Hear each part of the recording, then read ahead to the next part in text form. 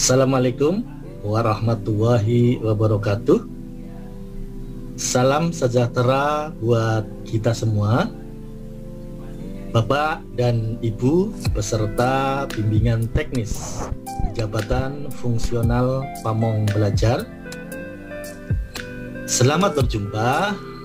Semoga selalu dalam keadaan sehat dan tentunya tetap semangat. Perkenalkan, saya Eko Jatmiko, Pamong Belajar P3 PAUD dan Dikmas Provinsi DKI Jakarta. Pada kesempatan ini akan memaparkan tentang tugas unsur pendidikan dan penunjang Pamong Belajar. Kita berdua berbagi peran. Saya akan memaparkan tentang tugas unsur pendidikan dan nanti Bu Yeti akan memaparkan tentang tugas unsur penunjang Pamong Belajar. Bapak dan Ibu peserta bimbingan teknis Jabatan Fungsional Pamong Belajar, sebelum kita mulai ada pantun dari saya. Makan siang dengan nasi cumi. Nasi cumi makin lezat bila disantan. Jangan malas belajar di era pandemi. Ayo belajar dengan tetap patuhi protokol kesehatan. Ya Bapak dan Ibu, mari kita tetap harus belajar buat pengembangan diri kita walaupun di masa-masa pandemi seperti sekarang ini. Baik Bapak dan Ibu, mari kita mulai pembelajaran kita tentang tugas unsur pendidikan dan penunjang Pamong Belajar. Kita mulai dari peta materi inti bimbingan teknis fungsional Pamong Belajar. Bapak dan Ibu nanti akan diberikan materi dari mulai uraian tugas Jabatan Pamong Belajar, pengembangan karir Jabatan Fungsional Pamong Belajar, tugas pokok Pamong Belajar, kemudian ada pengembangan profesi Pamong Belajar, juga ada tugas unsur pendidikan dan penunjang yang nanti kita akan sampaikan. Kemudian ada standar kualifikasi akademik dan standar kompetensi Pamong Belajar. Kemudian ada regulasi pendukung Jabatan Fungsional Pamong Belajar. Kemudian nanti diakhiri dengan materi penyusunan dukat dan permasalahannya. Baik, Bapak dan Ibu peserta bimbingan teknis, tujuan kegiatan ini adalah yang pertama, peserta mampu menerangkan unsur pendidikan tugas Jabatan Pamong Belajar. Yang kedua, peserta mampu menjelaskan pendidikan dan pelatihan kedinasan dan kursus. Serta yang ketiga, peserta mampu menjelaskan pendidikan dan pelatihan prajabatan. Bapak dan Ibu peserta bimbingan teknis,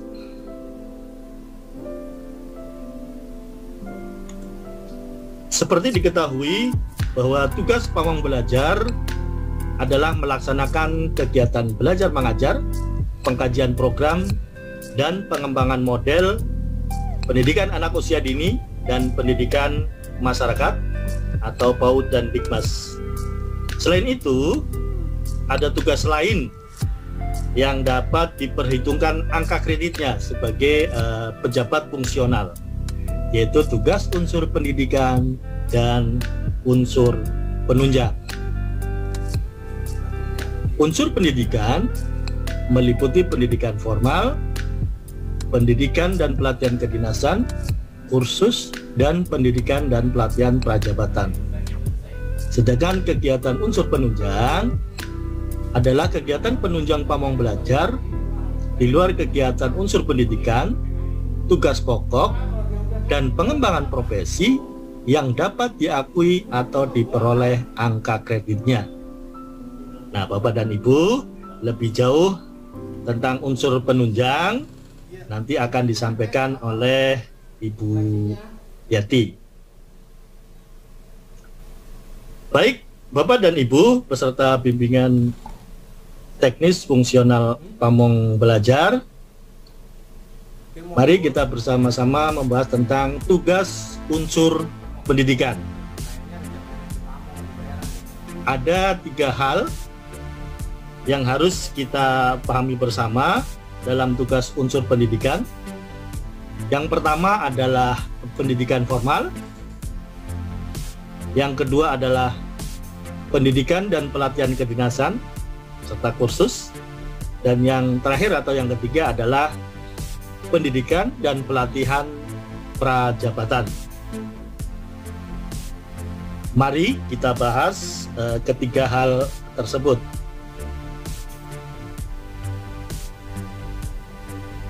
Yang pertama, pendidikan formal.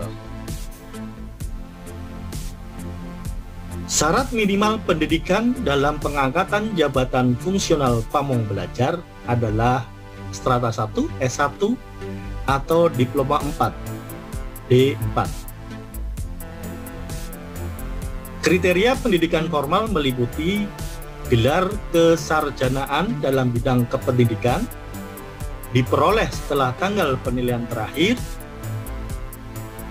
belum diperhitungkan dalam penilaian prestasi kerja terakhir, dan belum tercantum dalam keputusan jabatan atau pangkat yang bersangkutan.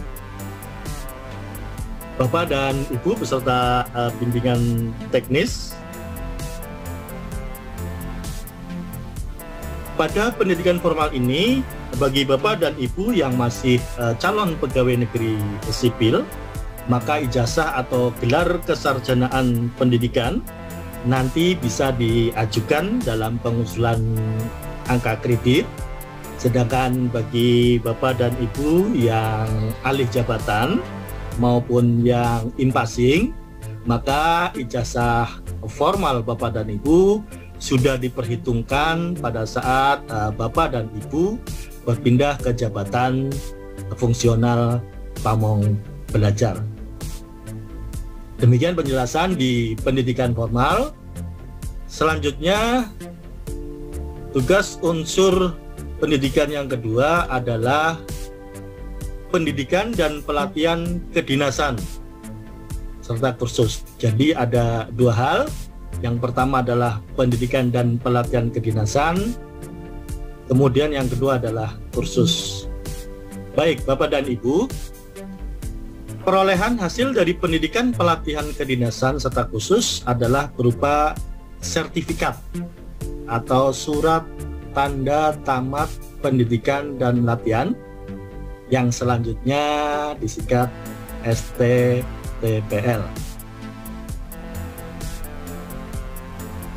Bapak dan Ibu, sesuai dengan peraturan pemerintah nomor 101 tahun 2000 tentang pendidikan dan pelatihan jabatan pegawai negeri sipil, pendidikan dan pelatihan biasa disebut dengan diklat, dan diklat jabatan untuk pegawai negeri sipil biasa disebut dengan diklat dalam jabatan.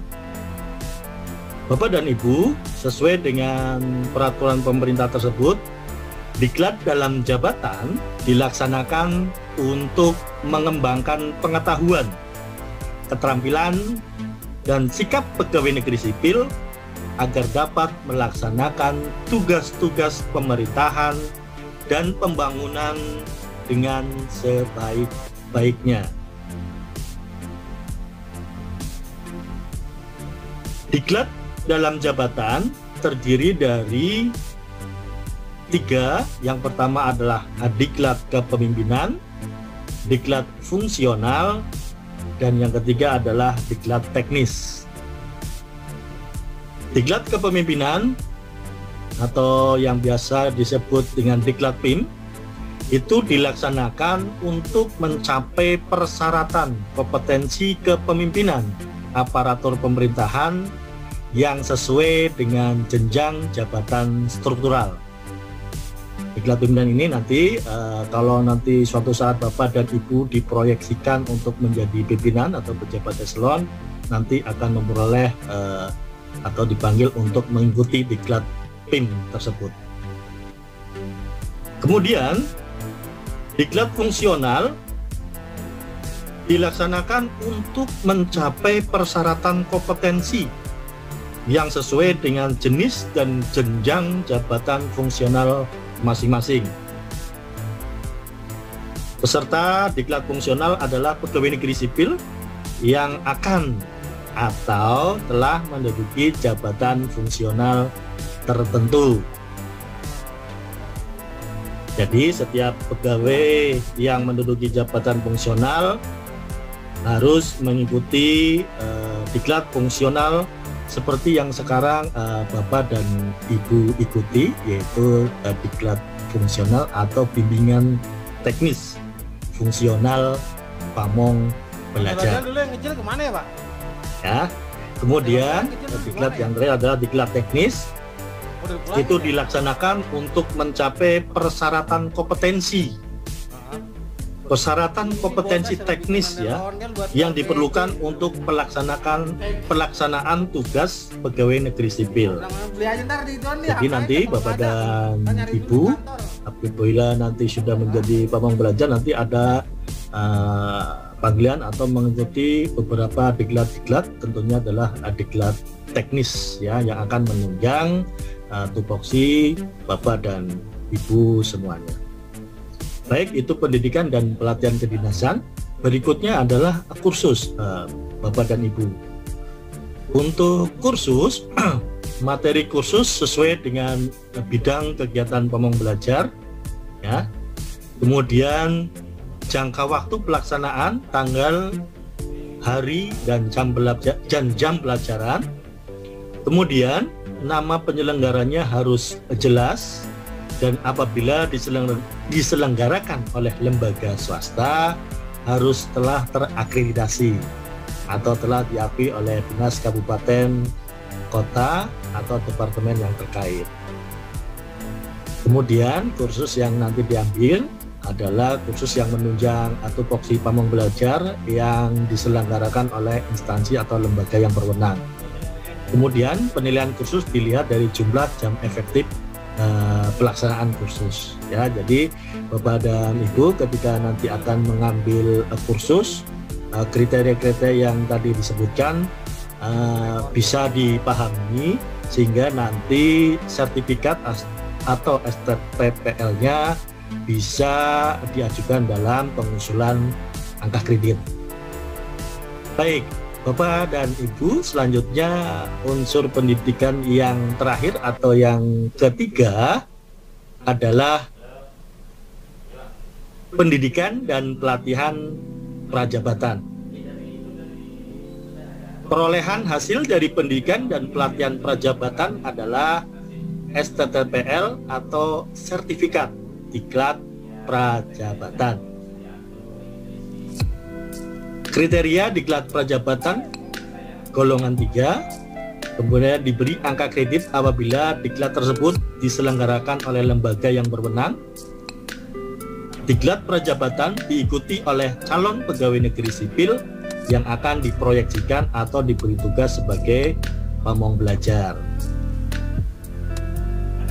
Sesuai dengan peraturan pemerintah nomor 101 tahun 2000, diklat prajabatan dilaksanakan untuk memberikan pengetahuan dalam rangka pembentukan wawasan kebangsaan, kepribadian, dan etika pegawai negeri sipil, di samping pengetahuan dasar tentang sistem penyelenggaraan pemerintahan negara, bidang tugas, dan budaya organisasi agar mampu melaksanakan tugas dan perannya sebagai pelayan masyarakat.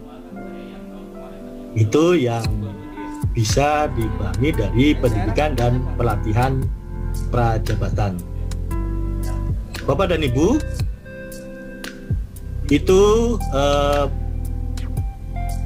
tugas unsur pendidikan, ya. Jadi kalau boleh disimpulkan Bapak dan Ibu, dari tugas unsur pendidikan itu ada 3. Yang pertama adalah pendidikan formal, yang kedua adalah pendidikan dan pelatihan kedinasan serta kursus, dan yang ketiga atau yang terakhir adalah pendidikan dan pelatihan prajabatan.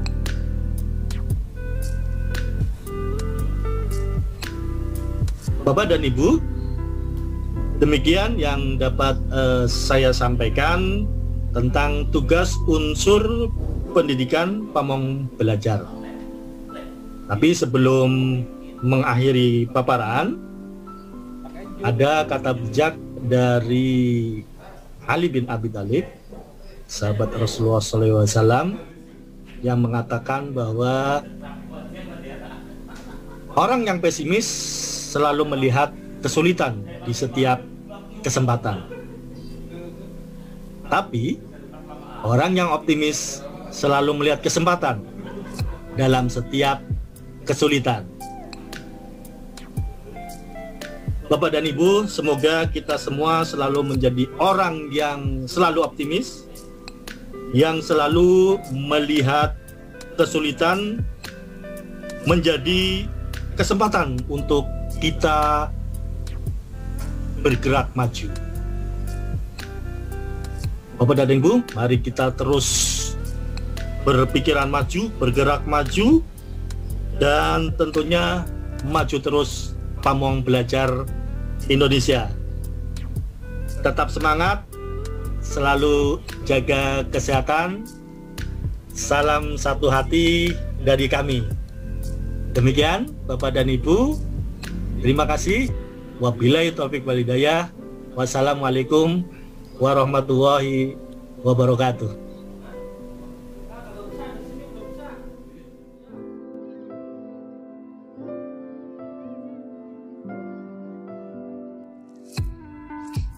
Bapak Ibu Pamong Belajar di seluruh Indonesia, salam damai sejahtera bagi kita semua. Selamat berjumpa dengan saya, Yeti Budiantari, Widya Prada Ahli Madya pada Balai Pengembangan PAUD dan Dikmas Daerah Istimewa Yogyakarta. Setelah kita bersama-sama menyimak materi tugas unsur pendidikan Pamong Belajar yang disampaikan rekan saya Bapak Eko Jatmiko, izinkan saya melanjutkan pemaparan materi tentang tugas unsur penunjang Pamong Belajar. Bapak Ibu, sebagaimana telah disampaikan sebelumnya, kegiatan penunjang Pamong Belajar adalah kegiatan di luar unsur pendidikan, tugas pokok, dan pengembangan profesi yang dapat diakui dan diperoleh angka kreditnya. Bapak Ibu, mari kita mengingat kembali 6 unsur penunjang tugas Pamong Belajar. Yang pertama, pengabdian pada masyarakat atau kegiatan sosial kemasyarakatan. Yang kedua, peran serta dalam seminar atau lokakarya di bidang pendidikan. Yang ketiga, berprestasi dalam bidang pendidikan. Yang keempat, perolehan penghargaan atau tanda jasa atau tanda kehormatan atau satya lancana karya satya. Yang kelima, perolehan ijazah atau gelar kesarjanaan lainnya.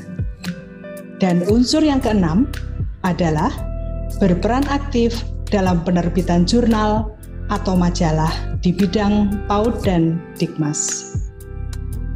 Bapak Ibu, selanjutnya mari kita bersama-sama bahas satu persatu tentang apa itu unsur penunjang dan bagaimana pemerolehan angka kreditnya. Subunsur yang pertama dari unsur penunjang tugas Pamong Belajar adalah pengabdian pada masyarakat atau kegiatan sosial kemasyarakatan.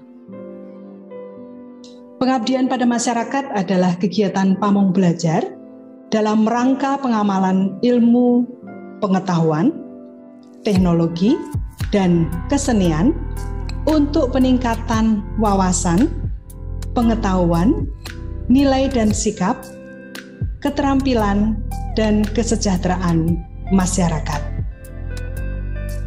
Apa saja bentuk kegiatannya? Kegiatannya meliputi 1. Kelompok kerja pamong belajar atau musyawarah pamong belajar, kelompok atau mata pelajaran sebagai pengurus maupun anggota aktif yang ditunjukkan dengan surat keputusan. Dan kegiatan yang dilaksanakan tentu saja sesuai dengan bidang PAUD dan Dikmas. Misalnya, kelompok kerja pamong belajar PAUD, kelompok kerja pamong belajar kesetaraan, kelompok kerja pamong belajar keaksaraan, dan sejenisnya. Yang kedua, keanggotaan organisasi profesi pamong belajar. Organisasi profesi pamong belajar yang telah diakui secara resmi adalah Ikatan Pamong Belajar Indonesia atau biasa kita sebut dengan IPABI. Kriterianya, Bapak Ibu aktif melaksanakan tugas baik sebagai pengurus atau anggota, baik pada tingkat kabupaten, kota, provinsi, atau tingkat nasional. Keaktifan Bapak Ibu dalam organisasi IPABI dibuktikan dengan menunjukkan surat keterangan aktif sebagai pengurus atau anggota yang disahkan oleh Ketua IPABI dan menunjukkan fotokopi surat keputusan sebagai anggota yang disahkan oleh Ketua IPABI atau menunjukkan kartu tanda anggota IPABI.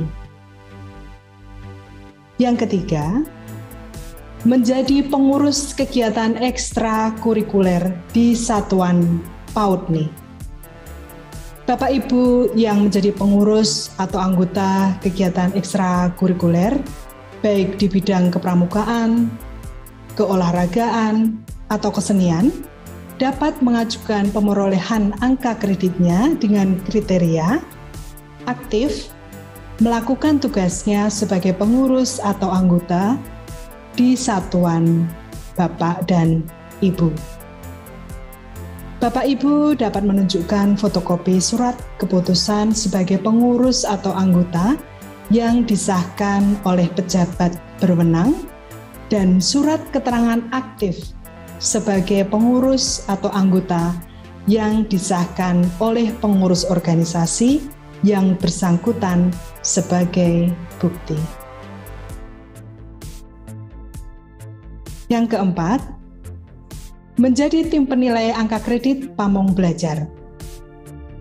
Bapak Ibu yang menjadi tim penilai angka kredit pamong belajar dapat memperoleh angka kredit dengan kriteria aktif melakukan penilaian angka kredit secara objektif berdasarkan bukti fisik dengan menunjukkan surat keputusan pengangkatan sebagai tim penilai dan surat keterangan aktif sebagai tim penilai angka kredit yang disahkan pejabat berwenang, serta dokumen daftar usulan penilaian angka kredit.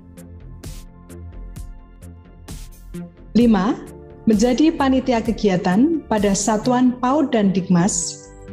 Bagi Bapak Ibu yang berperan sebagai panitia kegiatan, dapat memperoleh angka kreditnya dengan kriteria aktif dalam kepanitiaan kegiatan pada satuan PAUD dan Dikmas, baik sebagai ketua panitia atau anggota yang dibuktikan dengan surat keputusan sebagai panitia yang disahkan oleh pejabat berwenang. Subunsur pengabdian pada masyarakat atau sosial kemasyarakatan ditunjukkan dengan surat keputusan pimpinan satuan pendidikan maupun pimpinan instansi atau organisasi atau lembaga terkait, dan angka kreditnya dihitung per tahun. Subunsur yang kedua adalah peran serta dalam seminar atau lokakarya di bidang pendidikan. Seminar adalah suatu bentuk kegiatan ilmiah yang membahas topik atau tema tertentu dalam bidang pendidikan. Lokakarya adalah suatu bentuk pertemuan yang membahas masalah tertentu dalam bidang pendidikan untuk memperoleh hasil tertentu. Mengikuti seminar atau lokakarya adalah kegiatan Bapak Ibu pamong belajar dalam pertemuan kerja bidang pendidikan untuk memperoleh dan meningkatkan pengetahuan, keterampilan, dan memberikan saran yang dapat menunjang pemecahan masalah yang menjadi topik atau tema bahasan. Bapak Ibu yang mengikuti seminar atau lokakarya, baik sebagai pemerasaran, moderator, peserta aktif, dapat memperoleh angka kredit apabila kegiatan seminar atau lokakarya dan sejenisnya diselenggarakan secara resmi oleh lembaga atau institusi pendidikan dan materi yang dibahas di bidang pendidikan, khususnya PAUD dan Dikmas. Keikutsertaan Bapak Ibu dalam seminar atau lokakarya dan sejenisnya ditunjukkan dengan surat tugas dari pejabat yang berwenang dan sertifikat atau surat keterangan dari penyelenggara atau panitia. Dan bagi Bapak Ibu yang bertindak sebagai pemerasaran, agar menunjukkan makalah atau tulisan yang disajikan.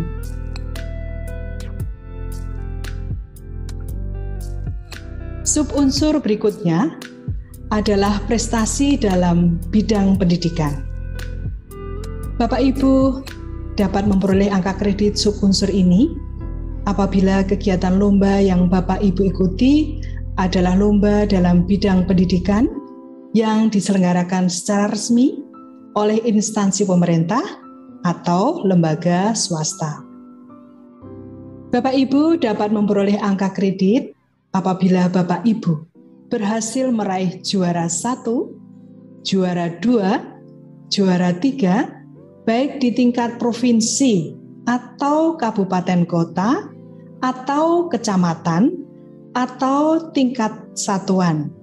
Dalam hal ini adalah Sanggar Kegiatan Belajar atau PKBM negeri tempat Bapak Ibu bekerja.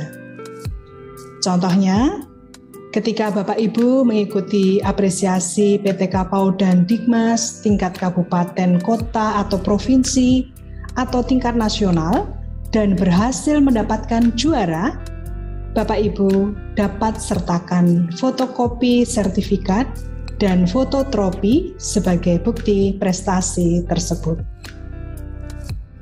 Selanjutnya, bagi Bapak Ibu yang mempunyai prestasi dalam bidang pendidikan, dan memenuhi kriteria memiliki prestasi terbaik dalam bidang pendidikan yang penilaiannya dilakukan secara resmi oleh instansi pemerintah atau lembaga swasta, dapat memperoleh angka kreditnya dengan menunjukkan surat tugas dari pejabat yang berwenang dan fotokopi sertifikat atau piagam yang disahkan oleh pejabat yang berwenang.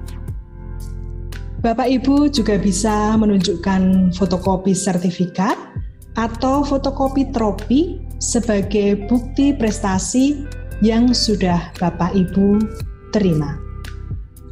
Misalnya, ketika Bapak Ibu mendapatkan prestasi dari ajang kreasi pembuatan alat permainan edukatif dari limbah rumah tangga di kabupaten kota Bapak Ibu bekerja, kemudian berhasil dalam pemilihan tokoh pamong belajar berdedikasi tingkat nasional, maka Bapak Ibu dapat memperoleh angka kredit dari bukti kegiatan ini. Subunsur penunjang yang keempat adalah perolehan penghargaan atau tanda jasa atau tanda kehormatan atau Satya Lancana Karya Satya. Penghargaan yang Bapak Ibu peroleh dapat berupa tanda kehormatan Satya Lancana Karya Satya yang diberikan oleh pemerintah atau negara atas prestasi kerja Bapak Ibu selama 10 tahun, 20 tahun, atau 30 tahun. Satya Lancana Pendidikan diberikan oleh pemerintah atau negara atas pengabdian Bapak Ibu yang berada di daerah khusus. Yang dimaksud dengan daerah khusus adalah daerah terpencil, perbatasan, dan daerah konflik. Sedangkan Satya Lancana Wirakarya adalah penghargaan yang diberikan oleh pemerintah atau negara atas penemuan suatu karya yang diakui secara nasional dan internasional di bidang pendidikan. Misalnya, Bapak Ibu menemukan strategi pemberdayaan masyarakat melalui kegiatan keaksaraan usaha mandiri. Nah, agar pengabdian dan buah karya Bapak Ibu diakui, maka Bapak Ibu wajib menunjukkan bukti berupa fotokopi piagam atau tanda jasa yang disahkan oleh pejabat berwenang. Subunsur penunjang yang kelima adalah perolehan ijazah atau gelar kesarjanaan lainnya. Bapak Ibu, perolehan ijazah atau gelar kesarjanaan lainnya diatur sebagai berikut. Memperoleh ijazah doktoral atau S3 di luar bidang kependidikan dan psikologi pendidikan. Memperoleh ijazah magister atau S2 dan ijazah sarjana atau diploma 4 di luar bidang kependidikan. Agar dapat diakui legalitasnya, maka ketika Bapak Ibu akan mengajukan penilaian angka kredit, wajib menunjukkan bukti berupa fotokopi ijazah yang disahkan oleh pejabat yang berwenang. Subunsur penunjang yang terakhir adalah berperan aktif dalam penerbitan jurnal atau majalah di bidang PAUD dan Dikmas. Peran aktif Bapak Ibu sebagai ketua atau anggota tim redaksi dari lembaga yang menerbitkan jurnal atau majalah dapat Bapak Ibu buktikan dengan menunjukkan fotokopi surat keputusan sebagai ketua atau anggota dari pimpinan lembaga yang disahkan oleh pejabat berwenang dan jurnal atau majalah asli atau fotokopi edisi terbaru yang sudah diterbitkan dan disahkan oleh pejabat berwenang.